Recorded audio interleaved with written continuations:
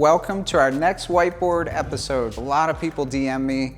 They're curious about arbitrage, how you can make money in arbitrage, and what is arbitrage. So we're gonna go over all that today in our whiteboard. Arbitrage is going to tired landlords in apartment complexes, leasing their units, and then you sublease it. So you want to be very clear working with them that you are going to sublease it. So that's the idea behind not buying your own place, putting financing. It's a lot less money to get started. That's the advantage of using this technique we call arbitrage, and it works great. So I came up with a hypothetical example that I wanted to share with you guys. So we have a 3-bedroom, 2-bath in Arizona, let's say. It is making a monthly rental rate of $1,800. Typically, unfortunately, with the long-term renters, they stay about a year or so. You may have to do a lot of repairs after a year. They do not stay very long, so that's a negative. So this example, guys,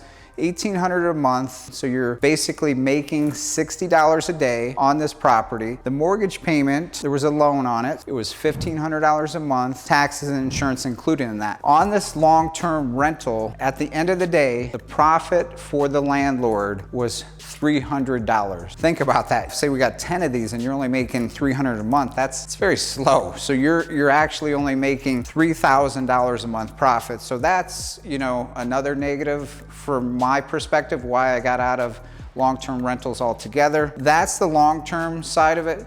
The best side is the short-term. So basically, we went to this landlord, he was tired, we locked him up, we said, we're gonna pay you $1,800 a month. So this gets into the arbitrage strategy. Again, you're not owning the property, you're just leasing from the tired landlord. The apartment complex, it works great if you, just to start, and long-term too, because you can acquire way more property through arbitrage because you're not using as much of your own capital. What we did is we checked the average hotel nightly rate in this area of Arizona. It was about $133 a night. So what we could do is we could charge slightly higher because our properties all have kitchens, they have a lot of private space, so the guests are willing to pay slightly more. We did $150 a night on that. We took an average. Say we book this out 20 nights for the month. For 20 nights, you'll get $3,000 from Airbnb income. As for the rental rates, remember we talked about what we were renting this particular property for, $1,800 a month. We did add some expenses in there because you, as an arbitrage middleman,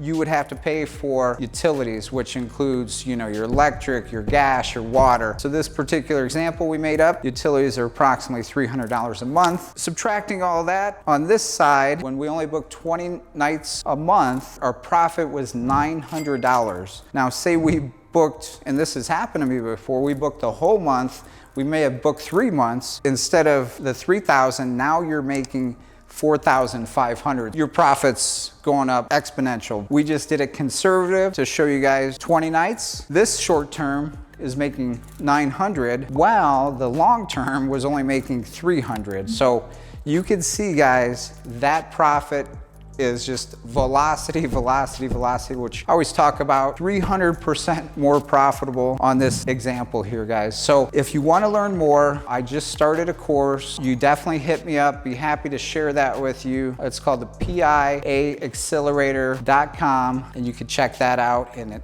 breaks down arbitrage. It gives you examples, all the deals we've done. Check it out. Look forward to our next whiteboard, and hope that helped you guys.